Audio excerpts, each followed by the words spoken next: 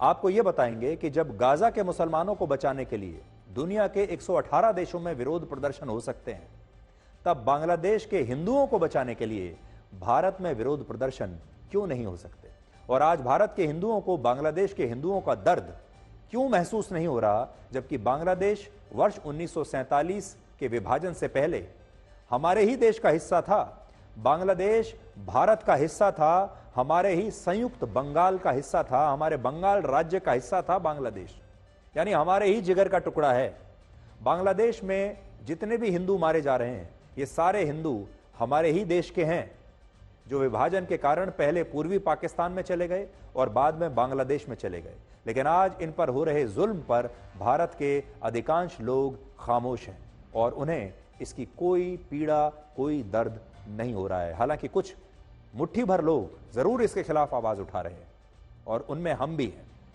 बांग्लादेश में हिंदुओं के खिलाफ हिंसा की आग कितना खतरनाक रूप ले चुकी है, कितनी बड़ी संख्या में बांग्लादेश के हजारों हिंदू अपनी जान बचाने के लिए भारत से शरण मांग रहे हैं, उसे आज आप हमारी इस रिपोर्ट से समझ सकते हैं, जो सीधे बांग्लादेश के बॉर्डर से आई है।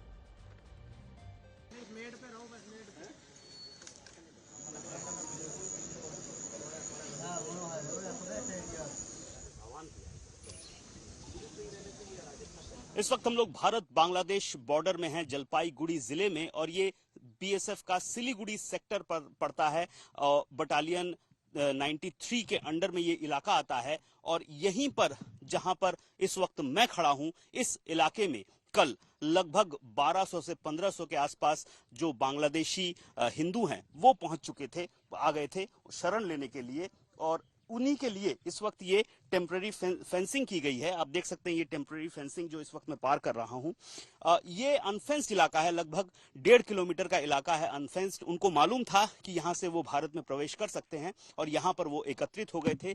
और उस घटना के बाद कल ही ये जो अनफेंस्ड फेंसिंग है, ये यहाँ पर टेम्पररी फेंसिंग यहाँ पर लगाई गई है। ये कांटा जो तार हैं इनको यहाँ पर लगाया गया है ताकि जो बांग्लादेशी हैं वो भारत में ना प्रवेश कर सके। और बीएसएफ को मुस्तैद किया गया है यहाँ पर और ट्रूप्स बढ़ा दी गई है, क्योंकि ये जो 1.5 किलोमीटर का इलाका है। और ये पिलर मैं आपको दिखा रहा हूं, देखिए ये भारत बांग्लादेश के बीच का पिलर है, उस तरफ बांग्लादेश है। अभी मैं आपको दिखाता हूं बीजीबी का जो आउटपोस्ट है यहाँ पर, वो भी अब बीजीबी के जवान भी यहाँ पर तैनात हैं। उस पेड़ के नीचे 2 बीजीबी के जवान, बॉर्डर गार्ड बांग्लादेश जो है उसके जवान अब यहाँ पर तैनात रखे गए हैं ताकि इस तरह की घटना की पुनरावृत्ति ना हो। और ठीक यही जगह है जहां पर कल 1200 से 1500 के आसपास बांग्लादेशी एकत्रित हो गए थे और घुसने की मांग कर रहे थे। उनका कहना था कि उनके घर बार जला दिए गए हैं, उन पर हमले हो रहे हैं।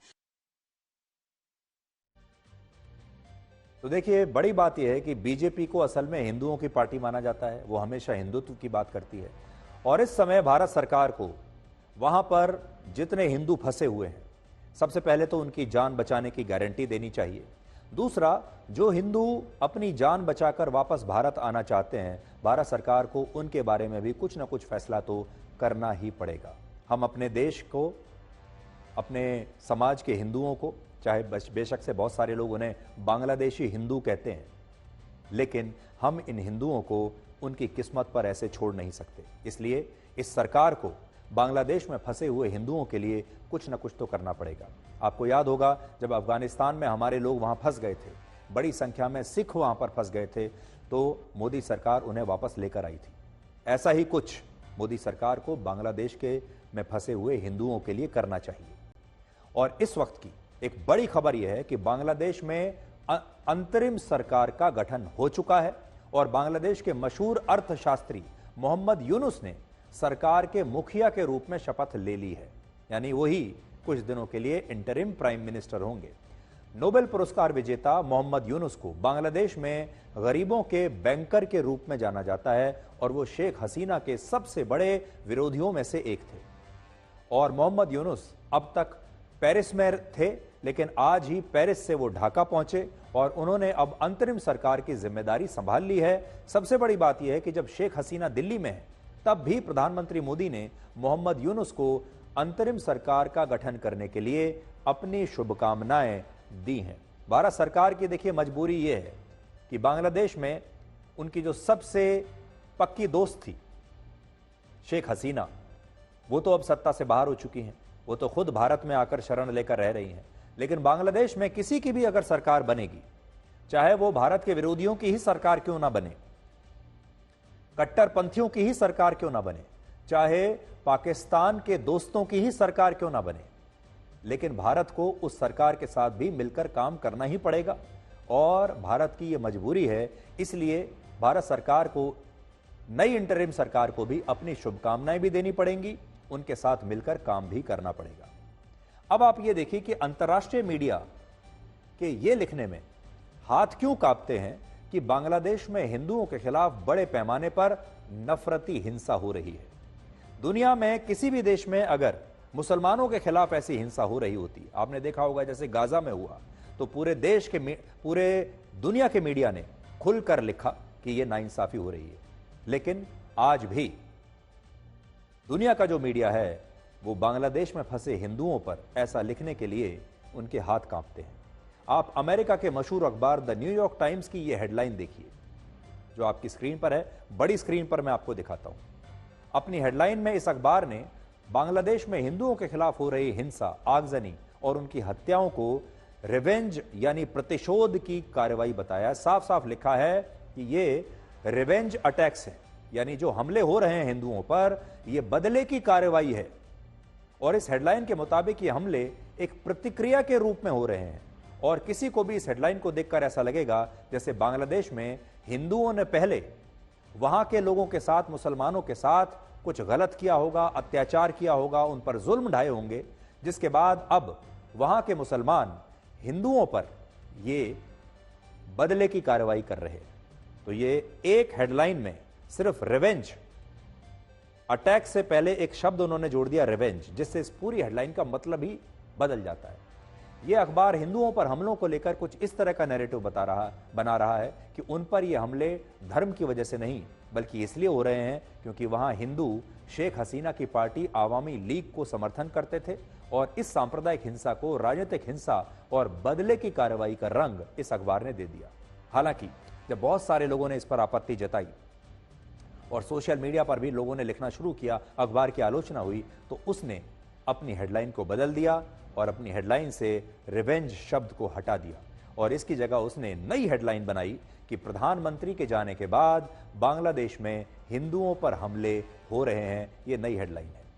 न्यूयॉर्क टाइम्स ने भले ही अपनी हेडलाइन में थोड़ा बदलाव कर लिया हो, लेकिन खबर का कंटेंट यानी विषय वस्तु वैसी ही रही, जिसमें लिखा था कि हिंदुओं को इसलिए निशाना बनाया जा रहा है क्योंकि वो शेख हसीना की पार्टी का समर्थन करते हैं। और सोचिए, मुस्लिम बाहुल देश में अल्पसंख्यक हिंदुओं पर जो हमले उनके धर्म की वजह से हो रहे हैं, उन्हें सांप्रदायिक ना बताकर अब राजनीतिक बताया जा रहा है।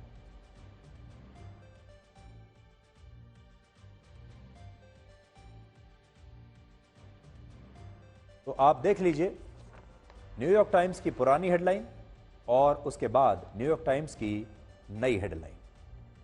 अब देखिए, शेख हसीना को बांग्लादेश छोड़े 3 दिन हो चुके हैं, लेकिन इसके बावजूद बांग्लादेश में हिंसा और खून खराबा थमा नहीं है। बड़ी बात देखिए क्या है, उनका मकसद, इस पूरे विद्रोह का मकसद क्या था, खून खराबे का मकसद क्या था कि सरकार को गिरा दिया जाए, शेख हसीना को वहां से भगा दिया जाए। वो हो चुका। अब यह बात समझ में नहीं आ रही कि अब यह हिंसा क्यों हो रही है, अब यह पूरा खून खराबा किसके लिए हो रहा है, क्योंकि मकसद तो पूरा हो चुका है। बांग्लादेश में पिछले 3 दिनों में 150 से ज्यादा लोगों की मौत हुई है और यह हिंसा इसलिए नहीं रुक रही क्योंकि वहां हिंसा रोकने वाला कोई है ही नहीं। मैं जरा आपको बांग्लादेश की तस्वीरें दिखाता हूं। ये तो शेख हसीना की पुरानी तस्वीरें आप देख रहे हैं, जिस जमाने में वो प्रधानमंत्री हुआ करती थी। लेकिन अब आप बांग्लादेश की जरा तस्वीरें देखिए और उन तस्वीरों को जब आप देखेंगे तो आपको पता चलेगा कि वहां पर इस खून खराबे को, इस हिंसा को रोकने वाला कोई है ही नहीं। वहां पुलिस खुद हड़ताल करके अपने अपने घरों में बैठ गई है और पुलिस का कहना है कि उन्हें जब तक खुद अपनी सुरक्षा नहीं मिलेगी तब तक वो सड़कों पर नहीं उतर सकते। और ये जो तस्वीरें आप लगातार देख रहे हैं, ये बांग्लादेश से हमारे पास आ रही हैं। इन तस्वीरों में आप देखिए